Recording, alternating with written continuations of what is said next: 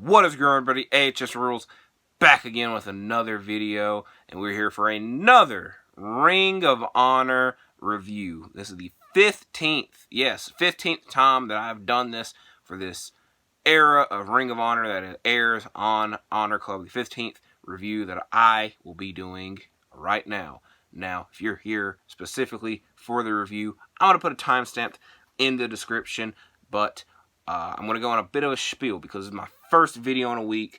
I said in last week's review I probably wouldn't make a video this week because I made a video each day last week. And more than likely any news and things that I probably would have made a video on, I was trying to save up for Shooting the Breeze number 8, which will more than likely be my next video, is another edition of Shooting the Breeze. I really like doing Shooting the Breezes.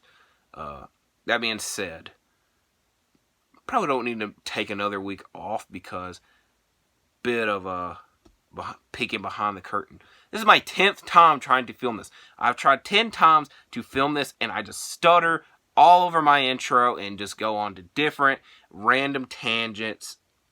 And let's just get to the review because that is what you are here for. So this episode tonight is one of the 2 tapings they did at Universal Studio Orlando, which, like I say it a lot in my reviews, I like the Universal Studio Orlando's episodes of Ring of Honor because those people are going out of their way to see Ring of Honor. Where the episodes of Ring of Honor they tape in front of the AEW audiences, they don't know most likely they don't know what the hell's going on, and they're more than likely either just arriving to the arena or ready to leave because sometimes they tape before, sometimes they taped after. And like I said, I like praising the Universal Studio Orlando audience. That being said, though, I kind of done half-ass research, and I'm very confused, and I definitely don't want to talk about it because I don't want to confuse y'all, but I've kind of already teased y'all, so I will say it. So this is just rumor, stuff I saw on Twitter, so it's not 100% true. But like I said, so they taped 2 episodes at Universal Studios Orlando. Normally they do 2 back-to-back tapings, so that's like a whole month's worth. So, except for when they did the whole 19-match card, which confused and ruined everything. So, they only did 1 day's worth of taping, which, another spoiler alert, Claudio Castagnoli was not a part of, the World Champion, because he was in Japan fighting or competing for New Japan. So, it was definitely a weird TV taping because it was like only 1 day. But for what I saw, they taped a couple of matches before or after this week's Dynamite. When the hell we'll see those matches, I don't know, because it'd be a lot different than the Universal Studio Orlando crowd. But again, that might not even matter. Let's get into the review. Another thing I probably should have talked about. They had the announcement last week that Death Before Dishonor will be returning July 21st, which is a Friday. So, July 21st will be Death Before Dishonor. And the last thing I'll say, and then we'll get to the review, it is perfect timing because last Thursday, after I got done watching ROH, and after I got done filming my ROH TV review, I still had Honor Club up. And you know what I put on Honor Club? Last year's Death Before Dishonor event, because a lot has changed since then. It's literally been 11 months. Awkward silence. But anyways, then they made the announcement on Friday that Death Before Dishonor is returning. So definitely weird timing, but it is no longer weird timing. We are here to review ROH. So I'm writing down what time set to put it. It was 4:10. Here we go. First contest was Christopher Daniels versus Kyle Fletcher. Yes, there's a bit of a voice crack. I don't really care. It's late at night. I'm ready to get this done. We get a headlock from Daniels to start, and we see it continue for a majority of the early portion of the match, along with a wrist lock. Fletcher eventually fights this off with massive forearms and a Michinoku driver. Daniels eventually pulls off a Koji clutch and several suplexes, but Fletcher stops an Angel's Wing attempt to hit a spinning tombstone for the win. Next matchup, Matt Sydal versus Zach Clayton. We get lots of kicks by Sydal to start the match, but Clayton hits a power slam after Cole Carter has a distraction on the outside. But it does not stop Sydal for hitting more kicks, and he wins the match with a Meteora. After the match, he says that he was able to beat a bigger man in Zach Clayton, and that he still wants to beat a bigger man in Samoa Joe and go after his television championship. Or beat him for his television championship. Same difference. Next matchup, Dralistico versus Willie Mack, in a very good matchup. Dralistico starts the match with a smack and a dive to the outside, and Dralistico keeps the aggression going once back in the ring. Willie Mack eventually hits a dive to the outside, but Jose, the assistant, causes a distraction, which leads once they get back in the ring. Then the two have a chop exchange. Mack is only able to get a 2 count after his standing moonsault, and Dralistico is able to low blow Willie Mack once Jose, the assistant, distracts the referee, and Dralistico wins following a running knee. Now, this is a very hot topic in the wrestling community, and it's just something that a lot of people hate, some people love. Tony Khan announcements. Now, we're normally used to seeing this happen on AEW programming, but now we're seeing it happen in Ring of Honor. But the difference is, he was in front of the audience. He was not filming backstage and whatnot, but he had an announcement. Now, he had an announcement later that I'm just going to talk about here as well, because it just saves time a little bit. So, next week, he announces that Samoa Joe will face Matt Sydal for the television championship, and that he has a lot of duties with running both AEW and Ring of Honor. So now he is introducing a Ring of Honor board of directors, even though at the end of the day is going to be his say. He did not make it wrong, but I did. And the two people that are a part of these board of directors are Stokely Hathaway and Jerry Lynn, who we see occasionally on Ring of Honor programming. Stokely Hathaway, a former, I don't want to say a Ring of Honor alumni, but he was in Ring of Honor a long time. I can't say a long time ago, 10-ish years ago, so it makes sense. And then, like I said, before the main event matchup, they all three come out and talk about things that they're talking about. And the main thing is that they set up a matchup for next week, which I guess I should probably wait, because it might, if I talk about it now, it would probably spoil some matchups that happen later. So I will talk about that matchup later that they announced. But this matchup was for the New Japan Strong Women's title, Willow Nightingale versus Rachel Ellering. We got side headlock takeovers from both to start the match, and then Ellering hits an STO and a leg drop for a 2 count. Willow fights back, but eventually gets hit with a black hole slam for another 2 count. Then Willow's able to hit the pounce, period, and a cannonball, and finish the match off with a camel clutch for the win. Very good matchup. The next matchup, a proven ground matchup for the 6-man tag team titles. The Mogul, it definitely confuses me, because on the graphics, they say the Embassy. On the Titantrons, the introduction, they say the Embassy. Then commentary always goes out of the way to say the Mogul Embassy.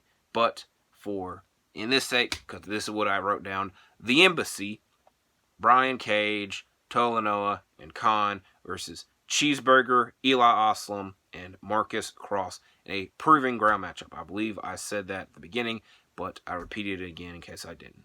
Aslam and Cage start the match off, and Cage tags in Leona, who helps or keeps, I can't read what the hell I wrote. I had sloppy handwriting tonight.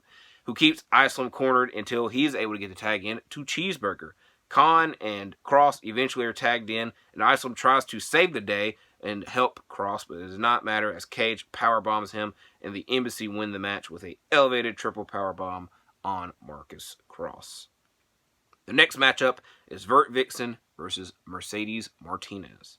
While Vert Vixen is able to hit a rolling stunner and a blue powerbomb, or blue thunderbomb on Mercedes Martinez, it is not enough, as Mercedes Martinez is able to hit an anarchy suplex and a slipper hold to win the matchup.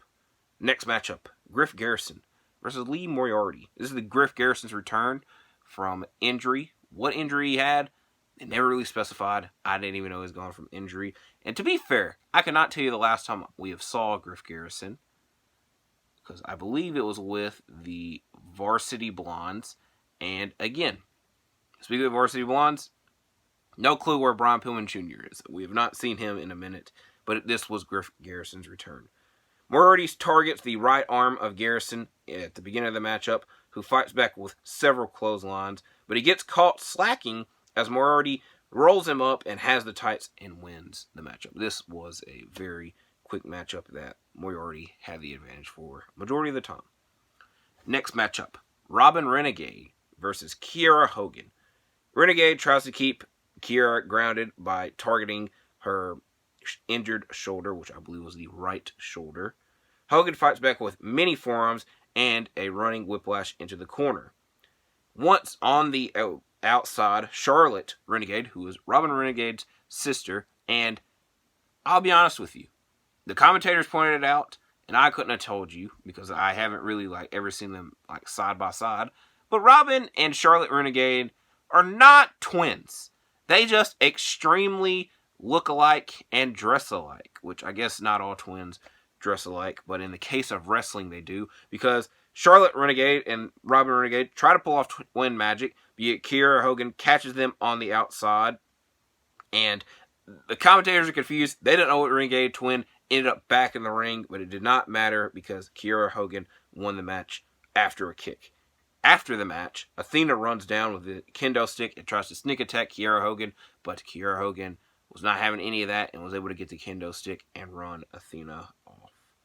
Next matchup, the Dark Order versus Shane Taylor and the Workhorsemen. Dark Order show aggression early as they hit forearms immediately after the Code of Honor, and then they corner Shane Taylor, but eventually the Workhorsemen are able to corner Reynolds once Shane Taylor tags out. Taylor and Drake hit a tag team Tower of London on Reynolds, and Henry hits a stomp on him, but it only has a 2 count. Then Reynolds is able to tag in Evil Uno, and Uno and Shane Taylor have a chop exchange. Drake accidentally big boots Taylor, and then Henry gets hit with an elevated body slam by all 3 members of the Dark Order, and the Dark Order win once John Silver and Alex Reynolds hits a stunner German suplex combo on JD Drake. We don't see much of the Dark Order after this matchup as we immediately go backstage as the Righteous are being interviewed, and they pretty much said that they were not impressed by what the Dark Order had just did and that the Dark Order should watch them next week. So, the main storyline going on in Ring of Honor right now is Stu Grayson's defection from the Dark Order as he joined the Righteous, but he's not a full-fledged member. So, we'll see what continues to happen after that. Next, we get another 6-person tag team matchup. It is Sonny Kiss, Slims J, and Jeeves K versus AR Fox, Action Andretti, and Darius Martin. Slim J and AR Fox start the match off with Fox hitting a very nice suplex. Then his trio triple team on Jeeves K. Sonny Kiss, I try to go by on names. Sonny Kiss hits a power slam and a moonsault onto Andretti. And then the Trustbusters spend a lot of time cornering Darius Martin until Fox is able to cut in and hit cutters onto his opponents. And Andretti and Martin hit their double team Alabama Slam on Jeeves K to win the matchup for their trio. Now, like I said, Tony Khan had the announcement earlier, the new board of directors. So later on, the board of directors come out again with Tony Khan, Stokely Hathaway, and Jerry Lynn. And they announced that next week, the Embassy will face AR Fox, Action Andretti, and Darius Martin. I do not believe it is a tag team title match, but it might be. They did not specify. That matchup will be taking place. Next matchup, the Kingdom versus El Kubra. Again, I'm going to be honest with you. I don't know how to say his name. 90% sure it is Kubre. To be a bit of a spoiler alert, it's not in the match that long. And El Dragon, who was his partner. So, El Kubre and El Dragon making their Ring of Honor debut. Taven and Kubre start the match off, and Kubre starts off with an impressive drop kick and arm drag, but then both of them tag out, and we see Dragon and Bennett come and tag in, and they exchange forearms and chops, which leads to Mike Bennett bleeding a lot. And it's very random because, like I said, they were exchanging chops and forearms, and then he stumbles backwards on the ropes, and then that's when he starts bleeding. So we don't really see the move that caused it, but I would more than imagine that it came from a form from Dragon. Dragon hits a dive to the outside onto both members of the Kingdom, and then he moves out of the way of a Matt Taven frog splash attempts, but Taven takes Dragon out once he tags in his partner, and the Kingdom win once they hit the Proton Pack on Kubre, which, again, I'm not saying that right. I apologize. Then we get our main event. Rey Fenix versus Gravity. Now, Tony Khan made the announcement before this matchup because they were joking about things that Stokely Hathaway was suggesting, and one of his suggestions was to stop having Lucha Libre on the program, which a lot of people were not happy about. But Tony Khan said that it would continue and that we would be seeing the debut of Bandito's brother, who Bandito's brother is Gravity, and this is the first time that I've seen him, and he faces a great luchador, obviously, in Rey Fenix. It's fast-paced from the start until Fenix applies a variation of an armbar that keeps Gravity on the ground, which is definitely a joke in there. Well, we are 16 minutes in. I ain't got time for no jokes. Gravity hits a dive to the outside and a standing moonsault. Then we get a roll-up exchange between the two. Gravity hits a crucifixion driver for a 2 count. Then we get a chop exchange between the two, but Fenix follows it up with a cutter and the Phoenix driver to win the matchup and to end this episode of Ring of Honor. So, like I said, very interesting episode, very good episode. I very much enjoy the episodes that take place in Universal Studios in Orlando, Florida. That is my best Jeremy Borash 2004 impersonation. So, next week's Ring of Honor, this is kind of half-assed research because I know we're getting Samoa Joe versus Matt Sydal, and I know we're getting the Embassy versus AR Fox, Action Andretti, and Darius Martin. But I don't know if they're for the titles because they weren't specified, and they involve champions, so if it's title matches, it definitely puts more prestige and interest into those matchups, but that is it. So, like I said, it's my first video back in a week. I'm going to try to make some more videos this week, obviously. So, thank you for watching this one. Please like and subscribe, and I'll see you in the next one.